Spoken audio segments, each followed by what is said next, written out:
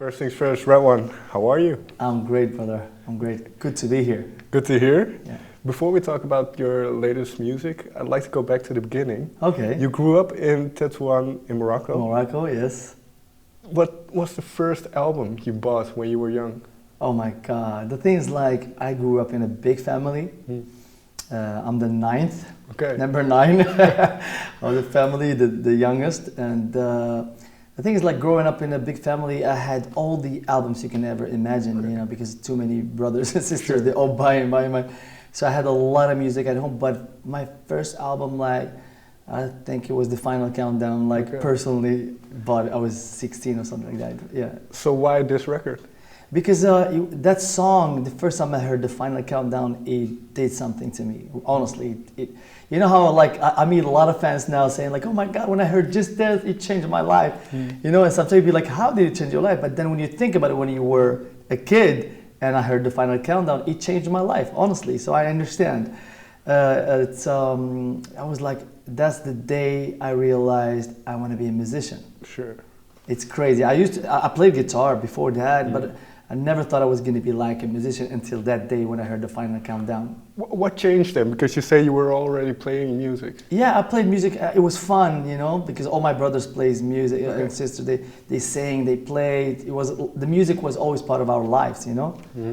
And when I heard The Final Countdown and that song, it was just like, you know what? I want to be a musician, like professional. So that's why it changed my life. And now being a producer yourself, and after all these years, when you listen to the song, do you still like it? I love it. You know what's funny? In my car, my son, almost every morning he wants to hear that song. And he's like, oh my God, I love this song. And he's 7 years old. And 7 years old, no, I'm just kidding. Yeah, he's 7 and he heard that song like a few months ago or something like that. Or he went just crazy. So the song is timeless, and great songs are timeless. So it doesn't matter, you know, I still love it the same way. So you grew up with a lot of brothers and sisters. Yes. What kind of music did they listen to? The thing is, like, the influences were like all over the place, you know, because I have brothers who liked rock music, some of them they like soul music, some like, you know, Oriental music and Spanish, you know, all kinds of music, and that helped me to have such a bright variety of styles, you know, and influences. So it's like from, you know, Led Zeppelin, Deep Purple, Bruce Springsteen to, you know, Stevie Wonder, Marvin Gaye, and you know, Kulthum or Julio Iglesias, all of that. So it's like it was everything, and that helped me actually to have this musical thing that I have. So yeah, does that help now? Absolutely. With the selection of the people you like to work with as well? Yeah, I mean, you know, it influenced my music knowledge, you know, it's like a school, you know, you learn without knowing. You're a kid, you just take it in. And suddenly you find yourself having all this knowledge and all this, you know, like, you just, sorry, yeah. You find yourself knowing a lot of music and your taste, and it affects everything you do. And you have your standards are so high, you know. So you try to achieve that feeling you felt when you first heard those kind of songs or that music styles. So it's like I think it's definitely a big help of my musicality. Yes. You mentioned The Final Countdown had a tremendous effect on you. That feeling that you just now described. Did you have that with one of your own songs? Yes, absolutely. Like, you know what's funny is, like, you want to achieve that feeling. You know, I mean, you would never feel the same way when you were 16. You were like so open to the world. You know, everything seemed bigger than it is. But you always want to.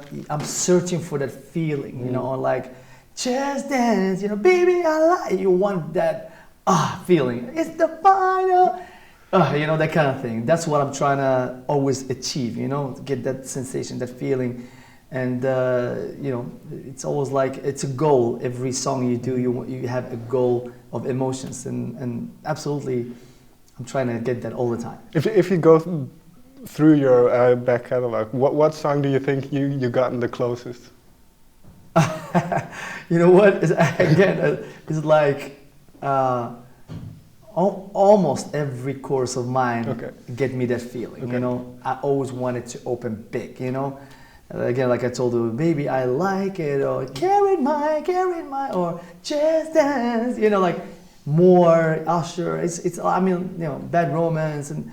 You know, don't call my name. Like you want, you know, that chorus to open big, and that's what you are looking for. And yeah, so I'm like always trying to find that feeling. And yes. So when you're in the studio, that kind of gives you an indication that you're on the right track. Yes, then. Yes, for sure. You want the emotion to be right, because music is melodies, is all of that, and it's emotion. You know, it's I always want to perfect the melodies, have them as good, as memorable as possible, as easy for people to learn, because it's very important for me that the chorus is not complicated, because we're not playing the music just for musicians, we're playing for people. People are just emotions. So you have to have the right melody, easy melody for them to sing along to, because you want them to feel it's their song too. And at the same time, you want the emotion to be right, to elevate you to that boom climax, you know?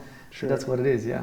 And well, you started out playing in rock bands. So once you started producing, did it take long to get to that point, to know where the balance is between those big choruses and? Yeah, you know what? Actually, like again, like the pop sensibility or the commercial sensibility of pop has always been there with me since I was a kid. You know, I remember like I used to love stuff that are, you know, just have this special, which we call now popular music, pop. You know. And commercial, and I loved pop music, you know, songs that the world loved, and Morocco is a country who is like all these influences come to you. Like we listen to music from Africa, from Middle East, from Europe, from America. So it's just a kind of mixture. Always been in my life, and for sure that's what it is. Yeah, absolutely, you want that in your life. And well, because you moved to Sweden, I believe, to start that. Was that a big decision for you? Yes, it was a big decision, because you know, it took me like a few years to convince my family to let me go, you know, to do this, and I really convinced them that I really wanted to do this, you know, like professionally. And after 3 years, you know, if you want something, you gotta fight for it, you know, everything in life, you have to fight for it. Nothing comes easy. So even convincing my family wasn't easy, you know. Even though all my brothers and sisters are musicians and stuff like that, but I was the only one who took it all the way as a profession, make it a profession, you know? So yes, it was 3 years of convincing, and then they let me go. It was a big decision for me and my family. For me, it was like not a big decision, because I was a young kid that wanted to make it. It was easy to do it. Everything seemed so easy. But for my family, yes, it was a big decision to let me do it. And once they said, yes, go, and they really helped me like in everywhere. Like, you're gonna be the best, you're gonna be one of the biggest in history. Just go for it, believe in yourself and stuff like that. So. And you say as a young kid, you're very excited and okay, I can do this. Was it as easy as you thought it would be? Absolutely not. Okay. No, it was so difficult. It was like a slap in the face, to be honest with you, because life is not easy, you know. Sure. And most of the time, sometimes it can seem easy. Of course, when it opens, but it's always a fight, and reality was not easy for me at all. I had to go to Sweden and fight for every single little thing, and you know, I almost had to start not from zero, from minus. You know, it's like really below the normal. You know, because I had nobody there. I had you know, no family. It's not like I had everything ready for me to start. Like, you know, that's why sometimes when I'm doing speeches and stuff like that in America or in Europe, I always tell the kids that think about it like whatever your starting point is much better than mine, because I was in Africa, you know, in North Africa, and so it's like, so whatever you're born in America, so don't see it as a negative, like complaining. See it like, oh my God, I'm lucky to have been born here, that is closer to my to the end result. So just fight for it, believe in yourself. If I made it, you can make it, you know, and stuff like that. So yeah, life was hard to start with. Yeah. And then I believe was it 2006 or 2007 you moved to the United States? I started moving back, like going back and forth, like since 2001. You know, coming back and forth, and knowing people as a stuff like that. Give me 1 second. Sorry. I started going back and forth to America like 2000, 2001, you know, knowing managers, songwriters, doing co-writes, coming back. and back and forth. And but 2004, I kind of moved. I kind of moved there, Okay. but my break came 2006. Like started to happen, but it took forever to. Because you mentioned that moving to Sweden kind of felt like having to start over, or even lower than over. Yeah. So when you went to America, was it again that feeling? Yes, Okay. another time. Yeah. The thing is, like, you know, my goals were very high. You know, even I went to Sweden and I had some success in Sweden Sure. and stuff like that. And but I was happy, you know. But at the same time, my goals were bigger. I wanted to have success not just in Sweden or Scandinavia. I wanted to have a global success, and that's why I was like, you know what? If it takes for me to go to America and start from scratch again, I'll do it. You know, I'm not afraid of it. And I just went and, you know, I was sleeping on the floor in this studio in Broome Street, you know, and working there and like just trying to get by and make things happen.